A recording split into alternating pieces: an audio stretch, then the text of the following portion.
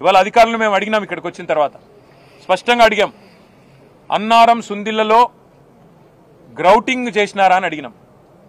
Grouting జరిగింది sir, అది రెగ్యులర్గా జరిగేదే, అదేం కొత్తది కాదు. 2020 సంవత్సరంలో కూడా చేసినాం, తర్వాత కూడా చేసినాం, అది రెగ్యులర్గా జరిగేదే. దానికి పెద్ద NDSA అది ఇది ఏమీ లేదు. అది ఓవర్ హెడ్ అండ్ మెయింటెనెన్స్ రెగ్యులర్గా జరిగే కార్యక్రమంలో ONDMలో భాగంగా జరిగేదే, అది చేసినాము, ఏ ఇబ్బంది లేదు అనే మాట వారు చెప్పినారు. అదేవిధంగా ఈ 3 బ్యారేజీలతో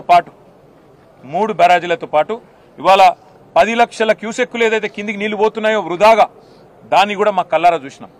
కాళేశ్వరం దేవాలయంలో, కాళేశ్వరం ముక్తేశ్వరం దేవాలయంలో మేము ప్రార్థనలు చేసి, పూజలు చేసి, రాష్ట్రం బాగుండాలని మొక్కుకొని, రైతులు బాగుండాలని ప్రార్థించి, అక్కడి నుంచి అక్కడ గోదావరి నీళ్లు, వాటి గోదావరి తల్లికి పూజ చేసి, ఎత్తిన నీళ్లు చల్లుకొని చూద్దామని పోయినాం. ఉధృతంగా ఆ పుష్కర ఘాట్లో ఉధృతంగా పారుతున్న నదిని చూసి మురిసిపోయినాం.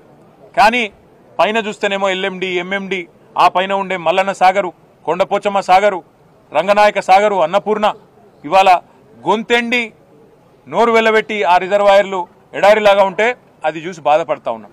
ఇవాళ లేనిదల్లా ఒకటే, ఇంత అద్భుతమైన పంచభక్ష పరమాన్నాలు కదా ఒక పల్లెంలో వడ్డించి పెడితే దాన్ని వాడుకునే తెలివి కూడా ఇవాళ ఈ ప్రభుత్వానికి లేదు. ఇంత అద్భుతమైన